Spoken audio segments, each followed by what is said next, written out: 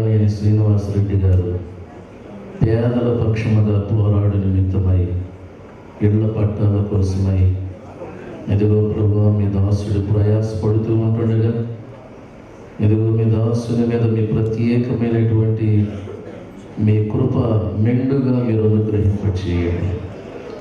ఎస్తేరును చూసినప్పుడు అహశ్వేరోషు రాజుకు దయ కలిగినట్లుగా మీ లేఖనంలో చూస్తున్నాం. మీ దాసుడు చేస్తున్నటువంటి ఈ యొక్క ప్రయత్నంలో ఎదుగో నాయన అధికారులకు ముఖ్యమంత్రి గారు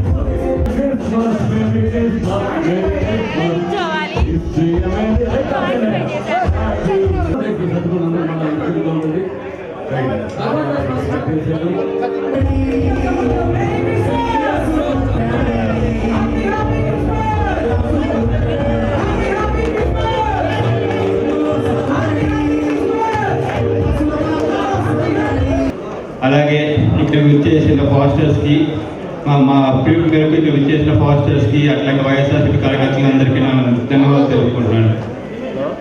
ఈరోజు ఒక చిన్న కథ చెప్పాలనిపిస్తుంది.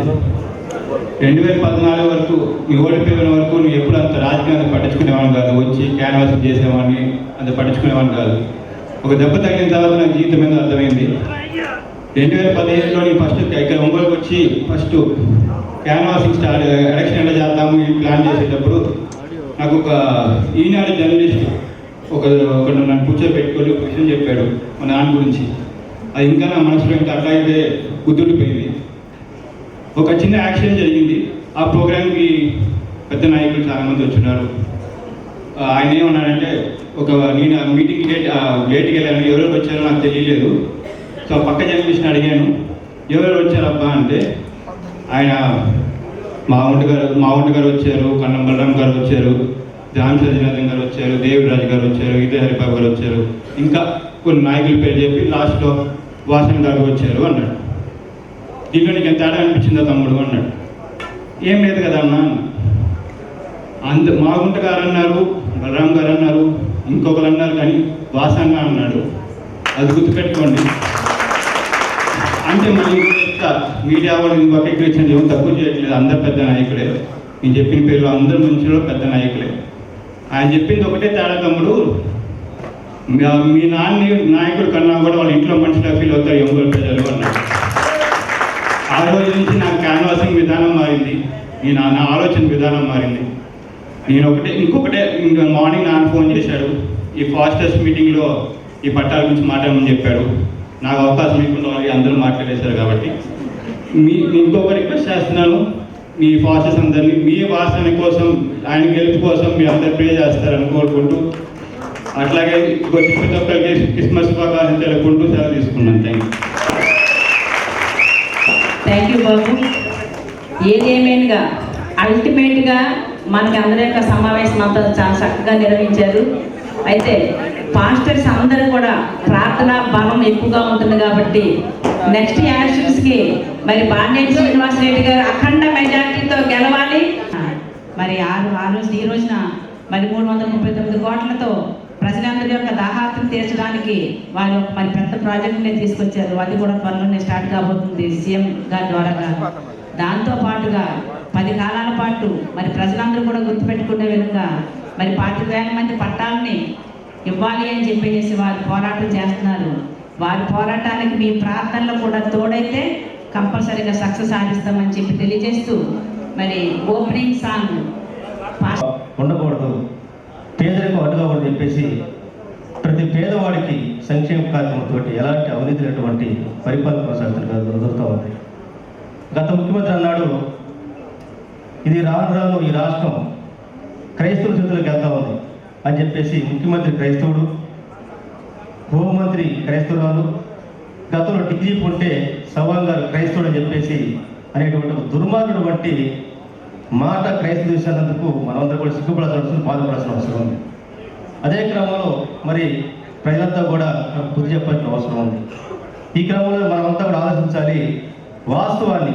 ఆ రోజు ఏంటి జీసస్ క్రైస్ట్ యొక్క సందేశాన్ని శిష్యులు ఏ విధంగా నాయకుడు మాజీ మంత్రివర్యులు శ్రీ బాలినేని శ్రీనివాస్ రెడ్డి గారికి, అలాగనే వాళ్ళ తనయుడు ప్రణీత్ రెడ్డి గారికి అందరికీ నా నమస్కారాలు. ఇది ఒక మంచి కార్యక్రమాన్ని ఇక్కడ ఏర్పాటు చేయడం జరిగింది. ఈ ఏర్పాటు చేసిన దాంట్లో అందరూ పాల్గొంచుకొని ఈ పాస్టర్స్ దీవెనలు వాళ్ళకి ఎప్పుడు ఉండాలని, రాజకీయంగా ఎదురులేని నాయకుడు మా వాసనకి మనందరం అండగా ఉండాలని ఈ సందర్భంగా తెలియజేస్తున్నాం. హోదాలో ఉన్న కార్పొరేషన్ చైర్మన్లకి, అదేవిధంగా కార్పొరేటర్లకి, అదేవిధంగా మరి నాయకులకి, అదే వేదిక మీద మరి వేదిక ముందు మరి ఆశీర్వైనటువంటి సంఘ మరి పాస్టర్లకి, అదేవిధంగా దేవుడి సేవకులకి అందరికీ నమస్కారాలు. అందరికీ క్రిస్మస్ శుభాకాంక్షలు తెలియజేస్తూ, టైము లేదు కాబట్టి మరి ఒకసారి అన్న ముఖ్య కారణంలో కార్యక్రమం బట్టి ఎక్కడ ఉన్నారు, ఆయన అక్కడ ఉన్నా కూడా ఆయన మనసంతా మరి మీ దగ్గరే ఈ సమావేశం మరి హాజరవ్వాలని ఉండేది.